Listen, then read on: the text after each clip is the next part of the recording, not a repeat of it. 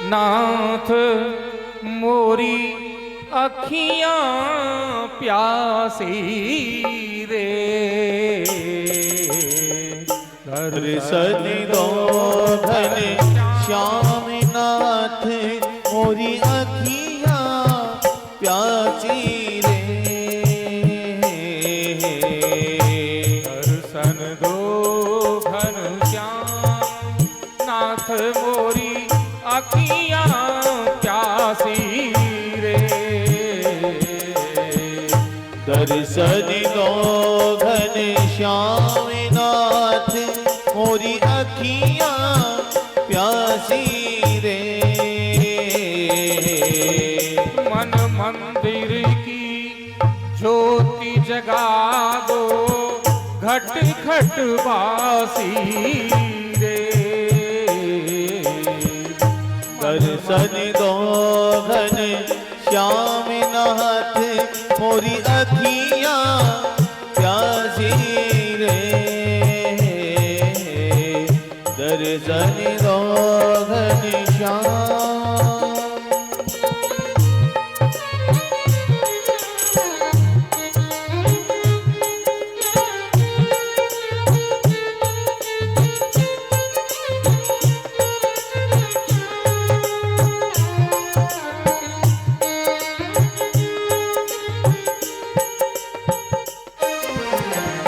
मंदिर मंदिर सूरत तेरी फिर भी न दिखे मूरत तेरी। मंदिर मंदिर मूरत तेरी फिर भी न दिखे सूरत तेरी। मंदिर मंदिर सूरत तेरी फिर भी नदी के मूर्ति तेरी। मंदिर मंदिर सूरत तेरी फिर भी नदी के मूरत तेरी। युग भी तेरा आई मिलन की पूर्णमासी रे। दर्शन दो घन श्याम नाथ मोरी अखियां प्यासी रे। मन मंदिर में ज्योति जगा दो। मन मंदिर में ज्योति जगा दो घट घट बासी रे। दर्शन दो घन श्याम नाथ मोरी अखियां प्यासी रे। दर्शन दो घन श्याम।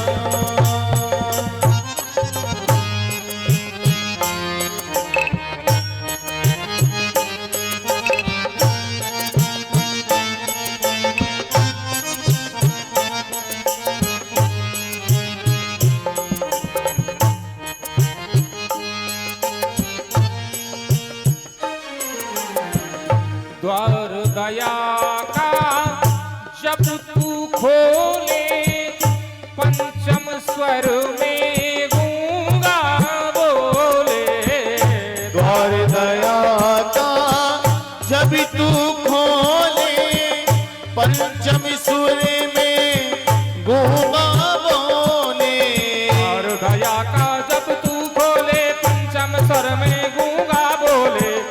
अंधा देखे लंगड़ा चल के पहुँचे काशी रे। दर्शन दो घन श्याम नाथ मोरी अखियां प्यासी रे। दर्शन दो घन श्याम नाथ मोरी अखियां प्यासी रे। दर्शन दो घन श्याम नाथ मोरी अखियां प्यासी रे। दर्शन दो घन श्याम। दर्शन दो घन श्याम। दर्शन दो घन श्याम। गुरु वृंदावन बिहारी लाल की जय। जय जय श्री राधे श्याम। प्रभु का दर्शन करने के लिए आज वृंदावन में बड़ी घोर तपस्या की। 6-6 दिनों में पत्ते ग्रहण किए, 9-9 दिन में जल पी करके फिर केवल वायु का आहार लिया। इतनी ही घोर तपस्या हुई, भगवान प्रकट हुए और प्रकट होकर के भगवान कहने लगे, बेटा तू धन्य है, तूने मेरा बड़ा तप किया। यो अंतः प्रविश्य मम वाचमिमां प्रसुप्तां संजीवयत्यखिल शक्तिधरा स्वधाम्ना अन्याश्च हस्तचरण श्रवणत्वगादीन् प्राणान् नमो भगवते पुरुषाय तुभ्यम्।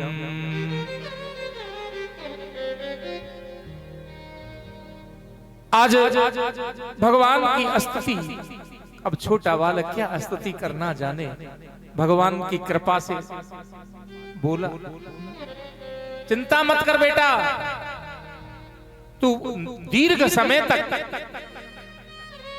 राज्य करेगा, राज्य सुख भोगेगा, चिंता करने जैसी कोई बात नहीं। मैं तुझे राज्य पद प्रदान करता हूं, 36,000 वर्षों तक तुम राज्य करो। आशीर्वाद दिया और आशीर्वाद देख करके भगवान अंतर ध्यान हो गए। ध्रुव ने सोचा, तपस्या तो की पर तामसी तपस्या, ये राज मांगा है? जो नश्वर वस्तु है मैंने भगवान को नहीं मांगा। नारद जी ने समाचार किए, ध्रुव जी लौट करके आए तो महाराज उत्तानपाद हथनी लेकर के गए और अपने बेटे को बैठा करके लाए, बड़ा सम्मान किया। ध्रुव का राज्याभिषेक कर दिया गया। प्रजापति शिशुमार की कन्या भ्रमी के साथ ध्रुव जी का विवाह हुआ। उसके कल्प और वत्सर नाम के 2 बेटे हुए। एक इला नाम की जो वायु की पुत्री है, वो दूसरी पत्नी है, उनके भी एक बेटा जिसका नाम उत्कल था, और दूसरे जो भाई थे उत्तम, उसका विवाह नहीं हुआ था, क्योंकि एक बार कुबेर के यहाँ यक्षों के साथ उसकी लड़ाई हुई तो यक्षों ने उसे मार डाला। यक्षों ने मार डाला तो महाराज ध्रुव अपनी सेना लेकर के गए और वहां उनका विनाश करने लगे। समझाया, ध्रुव ऐसा ना करो, जिसने भगवान का दर्शन कर लिया हो उसे ऐसा करना उचित नहीं है। अंत समय आया, एक काली काली माता जी आई। ध्रुव जी ने कहा, कौन हो? ध्रुव जी ने कौन हो कहा, बोले मैं मृत्यु की देवी, तुम्हें लेने आई हूं। और महाराज जिसने जन्म लिया है उसे जाना पड़ेगा, जन्म लिया है उसे जाना पड़ेगा, इसलिए आप मेरे मस्तक पे पैर रख करके चले जाइए। भगवान ने ध्रुव जी को एक लोक प्रदान किया जिसे ध्रुव लोक कहते हैं। आज भी जो उत्तर दिशा में ध्रुव जी महाराज हमेशा दिखाई देते हैं, वो अटल हैं, कभी वो अपना स्थान नहीं छोड़ते। इस वंश में महाराज बैन हुए जो बड़े अत्याचारी राजा, उन्होंने सब कुछ बंद कर दिया। न यष्टव्यम न दातव्यम न होतव्यम ध्वजा कुछ, कोई न दान करेगा, न तप करेगा, न हवन करेगा। इस तरह से उन्होंने ढिढोरा पिटवा दिया, सब लोग बड़े परेशान। तो भगवान की कृपा हुई, सब ऋषियों के द्वारा साप देकर के उसे समाप्त किया गया। बैन की भुजा से अर्ची और प्रथु ये दोनों प्रकट हुए पति पत्नी के रूप में। तो महाराज प्रथु बड़े धर्मात्मा राजा हैं, उन्होंने अपनी प्रजा को बुला करके कर्म का उपदेश दिया। भैया सबको कर्म करना चाहिए, और गृहस्थी के लिए तो कर्म बहुत बड़ी चीज है। दैव दैव आलसी पुकारा, इसलिए कर्म करना चाहिए। बहुत दिनों से एक दोहा सुनते आए हैं, अजगर करहि न चाकरी, पंछी करहि न काम, दास मलूका ज्यों कहें सबके दाता। ये चौपाई, ये जो दोहा है ना, गृहस्थियों के लिए नहीं है, ये सन्यासियों के लिए है। अगर गृहस्थी लोग कर्म नहीं करेंगे तो काम नहीं चलेगा। इसलिए कर्म का और धर्म का उपदेश दिया महाराज पृथु ने अपनी प्रजा के लिए। बोले भैया कर्म प्रधान संसार में है, कर्म प्रधान विश्व कर राखा, जो जस करही सो तस फल चाखा। जो जैसा करेगा उसको वैसे ही फल मिलेगा।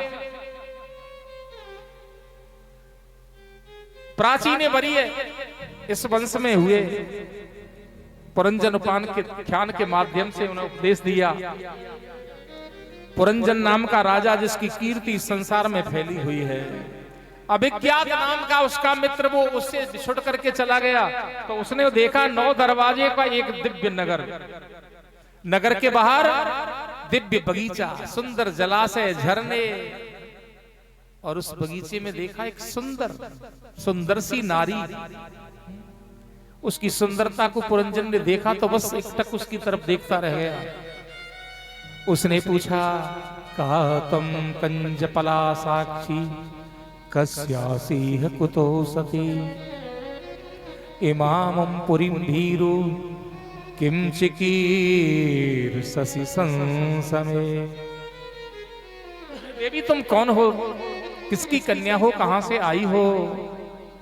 वो कहने लगी, इससे तुमको क्या लेना देना महाराज, अगर तुम्हें मेरी सुंदरता अच्छी लगी है तो तुम भी सुंदर हो, और तुम्हारी सुंदरता को देख करके मैं भी तुम पर मोहित हूं। मैं कहां से आई, कौन हूं, तुमको क्या लेना देना।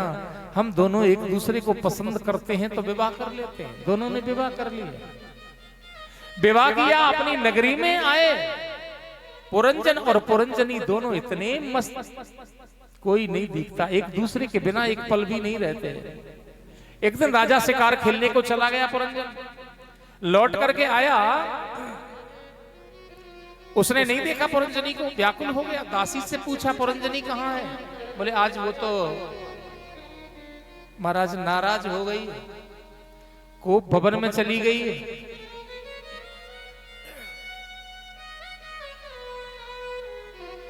कोप भवन में चली गई है महाराज। देखो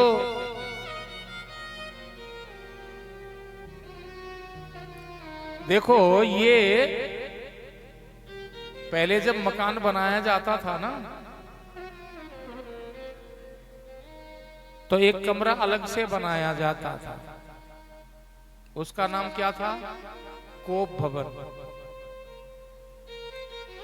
ये कोप भवन क्या काम आता था? आजकल किसी जगह किचन, कोई डाइनिंग रूम है, कोई गेस्टों के लिए, कोई सोने के लिए, कई कमरे बनवाते हैं, कोई स्टोर बनवाता है, पर आजकल कोप भवन नहीं बनवाते। पहले कोप भवन बनाया जाता था। जब किसी को रूठना होता था ना औरतों को, तो कोप भवन में जाके रूठती थी। केकई भी कहां रूठी थी पता है? कोप भवन में रूठी थी ना। आजकल कोप भवन नहीं बनता घर में। तुमको पता है क्यों नहीं बनता है? इसलिए नहीं बनता कि आजकल तो पूरा ही घर कोप भवन है, जहां किसी की मन में आती है वही नहीं नाराज हो जाती है श्रीमती है। चाहे रसोई हो और चाहे बेडरूम हो, जहां नाराज होना है वही नाराज हो जाते हैं।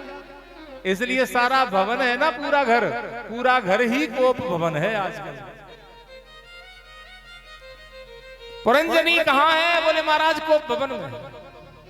पुरंजन गया, चाटुकारता से मनाने लगा। तुमसे बिना पूछे चला गया था ना, इसलिए नाराज हो गई। अब ऐसा नहीं करूंगा। पैर पकड़े, रानी